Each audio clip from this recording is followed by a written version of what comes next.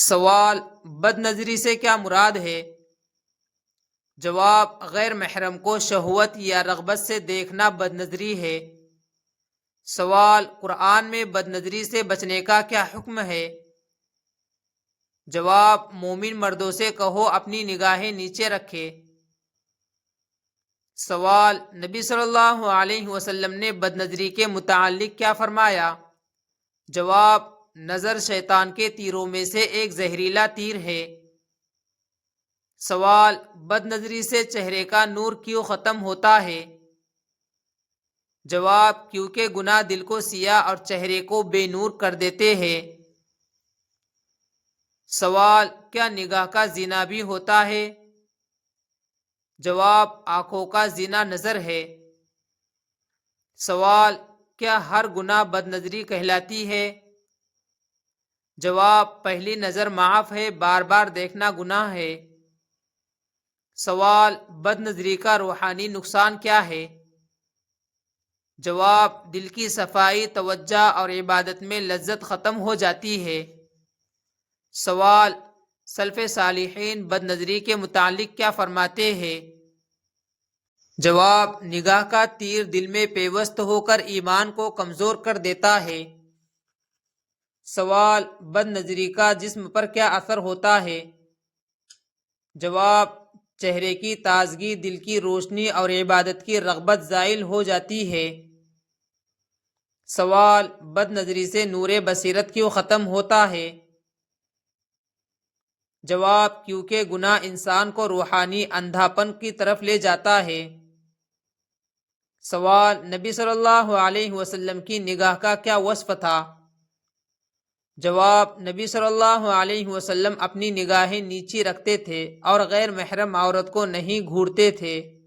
سوال: چہرے پر نور آنے کا سبب کیا ہے؟ جواب: پاک نگاہ، پاک دل اور تقوی۔ سوال: کیا حرام تصاویر دیکھنا بھی بد نظری میں آتا ہے؟ جواب: جی ہاں، موبائل، ٹی وی یا انٹرنیٹ پر فحش دیکھنا بد نظری ہے۔ سوال: بد نظری کرنے والا انسان نماز میں کیسا اثر محسوس کرتا ہے؟ جواب: دل بوجھل اور خشوع ختم ہو جاتا ہے۔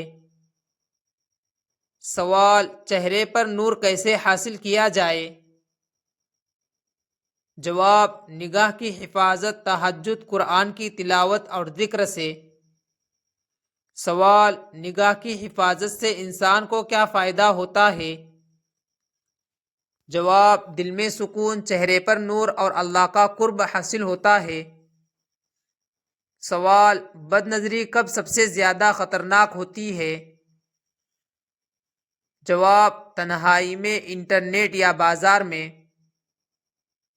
سوال: بد نظری کے بعد چہرے کا اثر کیسا ہوتا ہے؟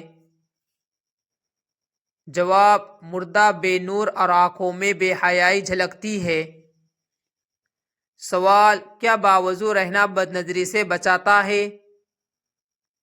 جواب: جی ہاں، وضو انسان کو گناہ سے بچاتا ہے۔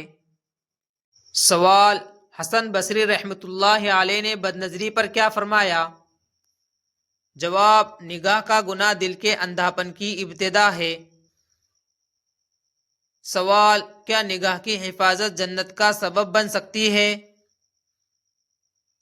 جواب: جی ہاں، نبی صلی اللہ علیہ وسلم نے فرمایا، جو دو چیزوں کی ضمانت دے میں اسے جنت کی ضمانت دیتا ہوں، زبان اور شرمگاہ۔ سوال: کیا بد نظری سے رزق میں بھی کمی آتی ہے؟ جواب: جی ہاں، گناہ رزق کو کم کرتے ہیں۔ سوال: نیک لوگ بد نظری سے کیسے بچتے ہیں؟ جواب: اللہ کا خوف، ذکر اور دل کی تربیت سے۔ سوال: بد نظری سے بچنے کے عملی طریقے کیا ہے؟ جواب: نگاہ نیچی رکھنا، موبائل و اسکرین کنٹرول کرنا، نظر ہٹانا۔ سوال: کیا حیا ایمان کا حصہ ہے؟ جواب: جی ہاں، نبی صلی اللہ علیہ وسلم نے فرمایا، حیا ایمان کا حصہ ہے۔ سوال: بد نظری کا علاج کیا ہے؟ جواب: تقوی، روزہ، نکاح اور توبہ۔